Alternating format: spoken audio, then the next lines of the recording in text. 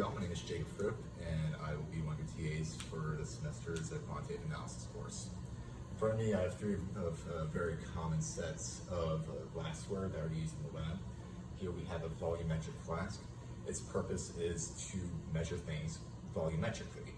In this case, it's a 500 ml volumetric flask. It only works by telling you exactly how much 500 mils is. The way it does it is you pour in any solvents or liquid you're working with, and it comes all the way up until this line right here. Let's zoom in a bit. There's a very faint line that shows up right there. So when you're filling it up, you get exactly to that point and you stop. Of course, as you learned in CHEM, you care about the meniscus, which is the low point of the curve, not where it curves up and hugs against the glass due to other interactions. Here I also have a beaker and Erlenmeyer.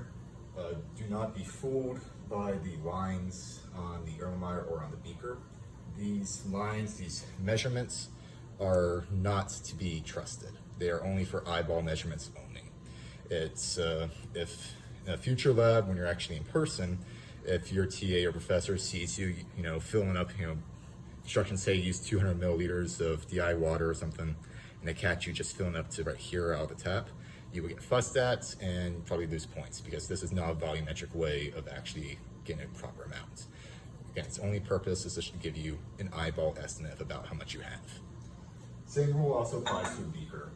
It's the lines only for eyeball estimates, gives you a rough guess of how much you have. When it comes time for cleaning these materials, you have a few options, one of the most common of which is to just rinse these out with water several times. Use multiple small aliquots rather than one massive bit.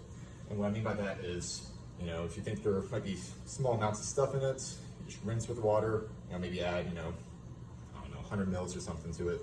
You shake it up and get everything good and wet, and then you waste it. And then you do that multiple times. Doing multiple rinses, multiple small rinses is a lot more effective than doing one large one.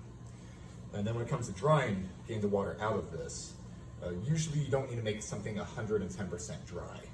There are certain situations where you do have to worry about that if you work with very sensitive materials. But 90% of the time, you can have things that are just a little bit wet. It's not that big a deal. When you want these things to dry to that 95% points, you do not want to use a paper towel and shove it inside of the beaker, because paper towels will leave fibers and other contaminants inside.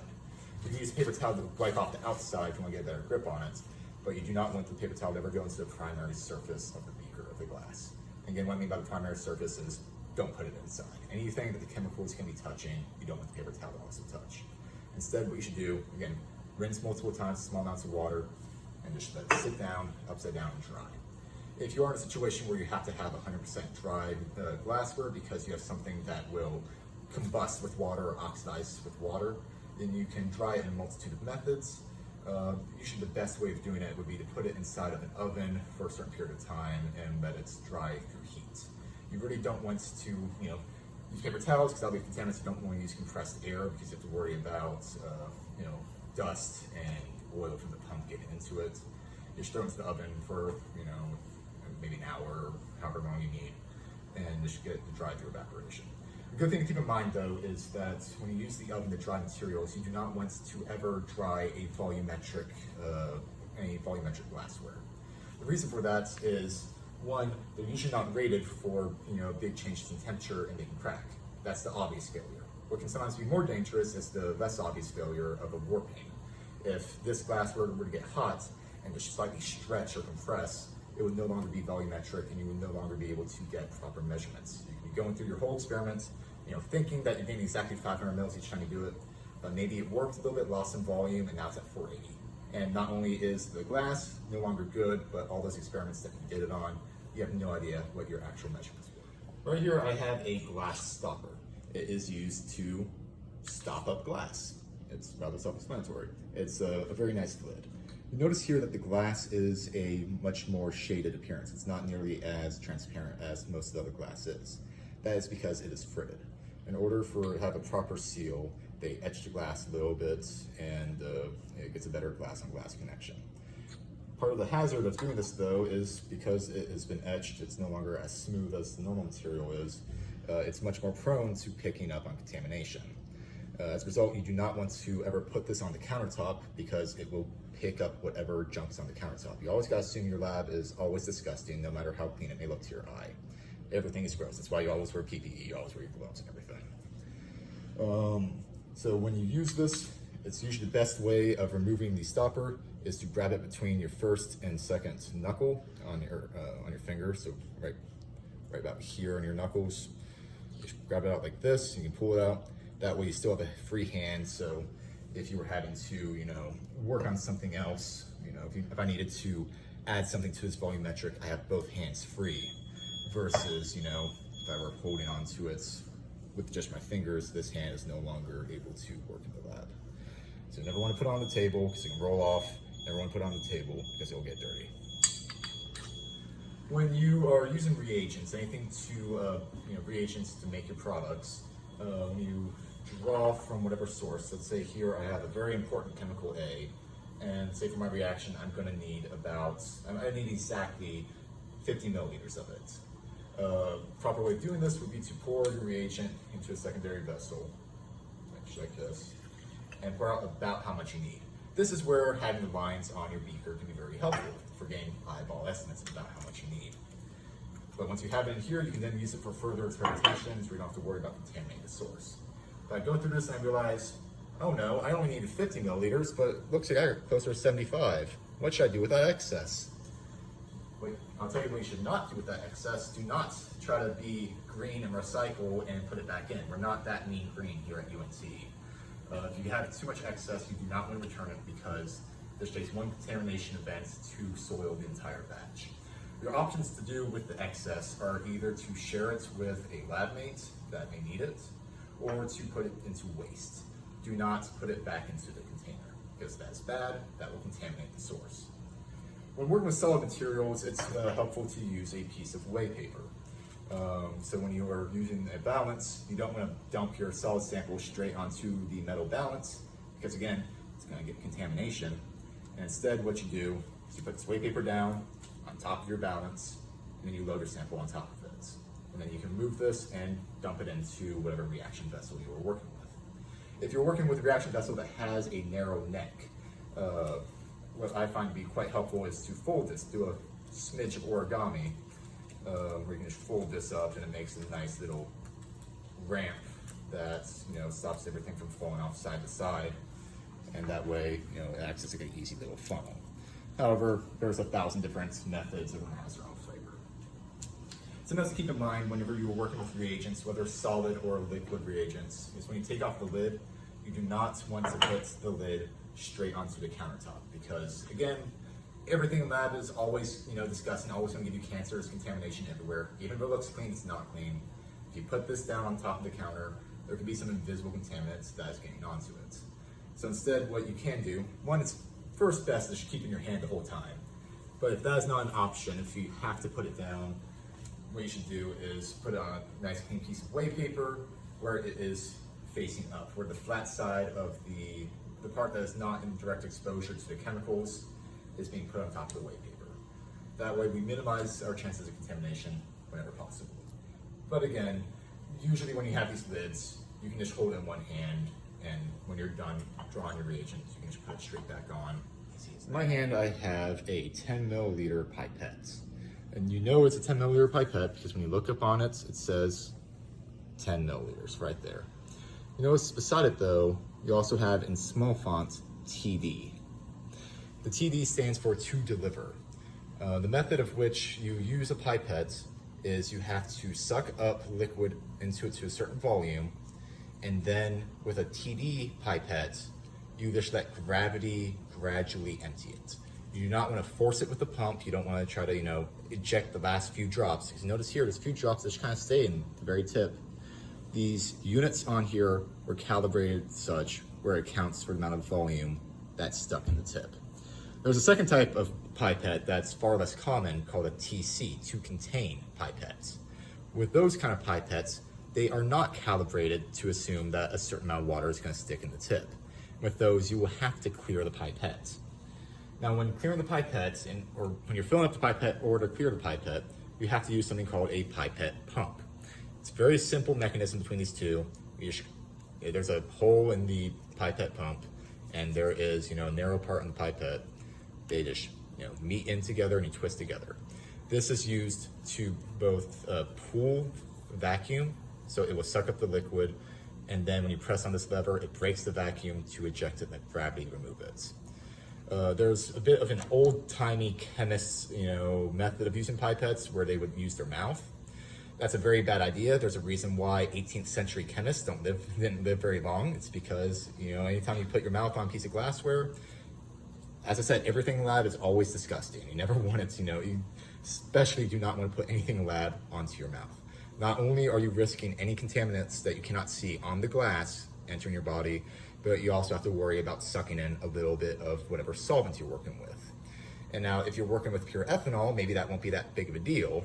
But if you're working with one of the more carcinogenic solvents like benzene or methanol, which will make you blind, actually it'll also kill you too, but if you suck in a little bit, even just the vapors, that can be enough to cause damage to you. And what's even more important than, damaging your health, the only thing more important than damaging your health is the fact that you will be contaminating your experiment with a little bit of your saliva. Science always comes first. So, when using the pipettes, all you do, again, you plug this straight in, and there are multiple types of pipettes. Some are bulbs that you can squish and pull. This type's a lot more convenient. You just put the tip in, and you pull on this little rotor. Pull on this little rotor right here. You spin it, and this arm extends, and that's what makes the vacuum. And you pull up to however far you want. You look at whatever volume you're working with. Now this one is leaking for some reason. If you have a leaky pump, you can just get a different pump. But, so you look right here again, it only drained to a certain point by gravity. If I were to put this pump back in and force it clear by pressing down on the hammer, the head portion of this right here, you'd see it does shoot out. Since this is a TD pipette, that would not be a volumetric measurement. I would not be able to know how much I actually added because it's calibrated to keep that certain amount still in the tip. When it comes time for cleaning these pipettes, you should always clean these pipettes before and after your experiments. Best method is usually just rinse it through with water a couple times, and then rinse it through with whatever solvents you're working with a couple times. That way, water can wash away most of the bad stuff, and then whatever solvents you're working with, let's say you're working with acetone, the acetone can wash away any water and limits the amount of contamination from different solvents in your solution. It's not gonna be super important to let dry if it's only wet with your solvents, but you especially do not wanna try to dry it by putting it in the oven. As I said earlier, if you put any volumetric glassware into the oven, you risk it not only breaking, but you also risk it warping to a degree that you cannot, really see with your eye. And once it's warped, it's gonna ruin all your experiments. So again, you rinse it with water, you rinse it with your solvents, and then you're good to go. Right here we have a burette, which is this nice big piece of glass, and what is standing the burette up, holding it up, is the burette stand. The way burette stand works is a simple clasping mechanism that you can simply loosen up with your fingers, spring loaded, and you can just have it held in place like that.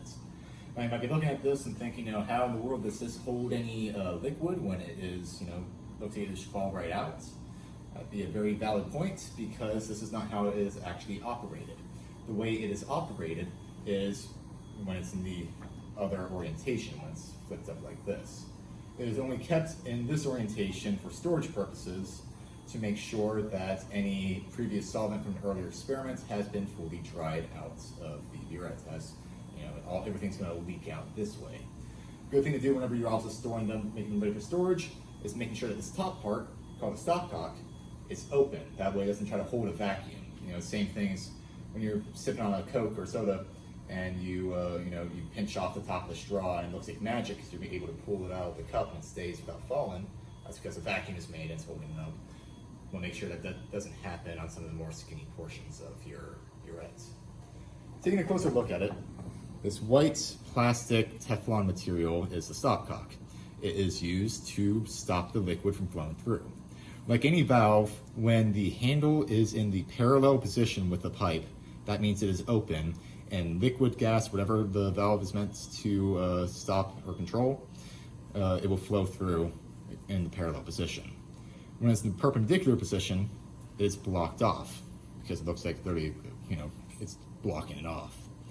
On the other side of the stopcock, we see that there is a Teflon washer and a plastic nuts.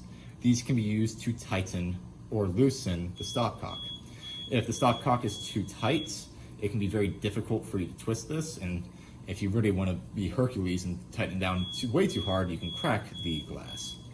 However, if it is too loose, then the stopcock will not have a good seal on the glass, and you are liable for leakage to occur and close enough not to actually do anything.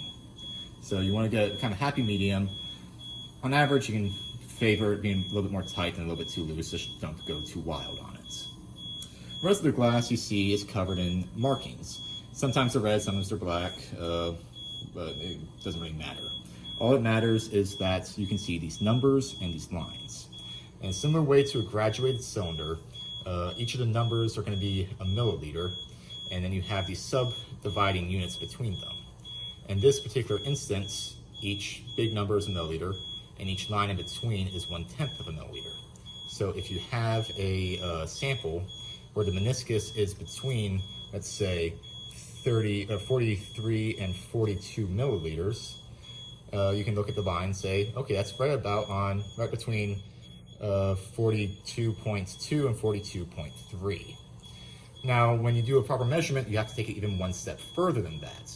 If it's between 42.2 and 42.3, you have to do a bit of guesstimation to say about what the next decimal point is.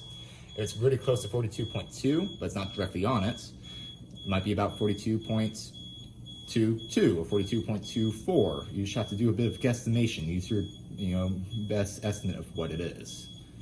So yeah, you always want to go 1 unit past the measurement where you do a bit of a guesstimation. In terms of its actual usage, as I said earlier, this is the proper orientation to work with it. So this is the proper orientation for its usage. Again, its storage is upside down, but when you're actively using it, you want to be in this orientation where the liquid is not going to pour out of the top. Excuse me. Whenever you begin using this, you want to make sure that the stopcock is properly tightened. You don't want to fill up this with your very valuable solution and then everything just leaks on out.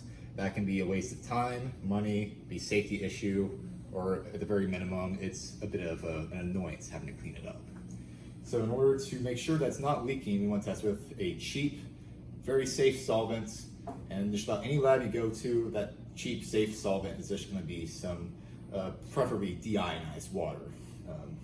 Tap water, you really shouldn't use. It wouldn't be the worst thing in the world to use it, but if you have DI water, you should use that. You can pour a little bit in top of the burette, and pour some in. So in order to test, with that cheap solvent using DI water, we see that whether the system is leaking.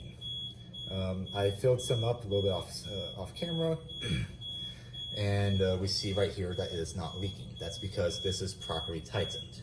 If I were to loosen this a bit and break the seal, we see it is leaking. We're obviously not going to be able to get any volumetric measurements with a leaky burette. The way to fix this issue, just tighten this down and get a good seal. And now we are at a point where it is not leaking when the stopcock is in perpendicular to the burette. It's keeping it all in. If I turn it parallel, it comes out at a nice flow. So we have now made sure that the burette does not leak under water. So after you make sure that your burette's not leaking, you can let the rest of the water out. And once the rest of the water comes out, you can fill it in with your proper solution. All right, so I've now filled this in with my new solvent, something that's entirely different from water. And I put in about 5 mils. In reality, I put closer to 7 mils, but you just get about 5 mils-ish to make sure that you can clean off your burettes. So you fill in 5 mils into your burette, and you want to clean your burettes. Make sure that any junk that's on the walls of the burettes get washed away. The best way to do that with that 5 mils is to just kind of turn it on its side, get that bead of water coming down, be careful with a steady hand so it doesn't all pour out the other end, and then you can just rotate it around. The purpose of this is to get all the walls inside the burettes wet with your solvents, with whatever compound solution you're working with, and get everything coated with it. That way, the only contamination that's likely to happen is the contamination of more of your own sample, which is the best kind of contamination to have. So you should do that a little bit, roll it around. And after you're done rolling around, you want to make sure that you have after the stopcock, the glass, make sure it gets filled with your solution. So I can open this up, let it drain for 1 or 2 seconds, and I close it back off. You want to repeat this about 3 or 4 times. Open it, and close it, open it for a second or 2, close it, open it for a second or 2, and close it. This makes sure that any of the liquid inside after the stopcock is just going to be your solution.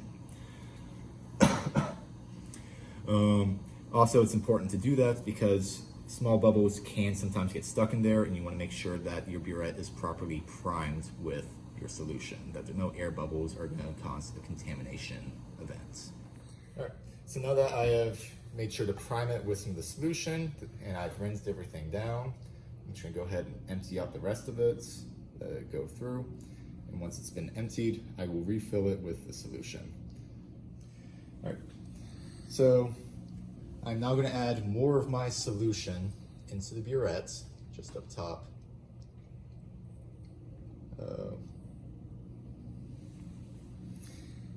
So when you add solution to your burettes, you might be tempted to get it all the way to the tippy top where you get to the 0.00 mark. That is not at all necessary when doing working with a burette. All you really care about is your volume initial and your volume final, often abbreviated as V sub I or V sub F. As long as you have those 2 values, you can figure out how much got used. So in this case, I'm going to look at my burette. I see it's after the 41 mil mark. The meniscus is between 41.1 and 41.2. I'd say that's right about 41.6 or so. I'd say 41.6. If I was doing this in an experiment, I would write that down as my volume initial. And then I pour in. If I'm doing a titration, I'd add small amounts at a time until I hit whatever indicator I'm working with. And after I let out, I let it out for a while, then boom, I hit my indicator. I'm looking at it now. Okay, so now I am at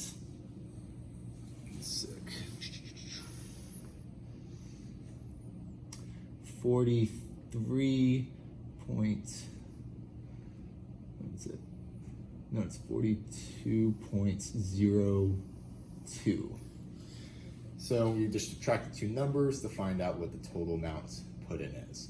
Again, make sure whenever you are looking at these, initial volume and your final volume, you make sure that you read between the lines, you get best estimates going 1 past the value that's actually measured between the actual lines that are shown.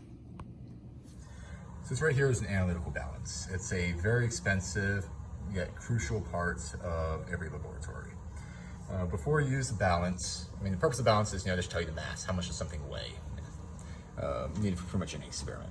Before you start working with the balance, every time you should open up the doors and give it a little bit of a brush off, focusing especially on the center parts where this plate is, because this is where the actual massing, the weighing part occurs.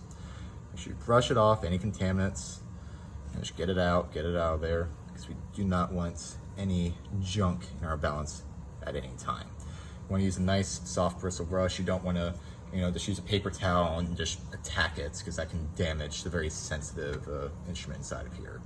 So very nice soft brush, push everything away. Once you are done cleaning off the balance, you just close the doors and you can turn it on. It only takes a few seconds to turn on, and we see here now that our units are in grams.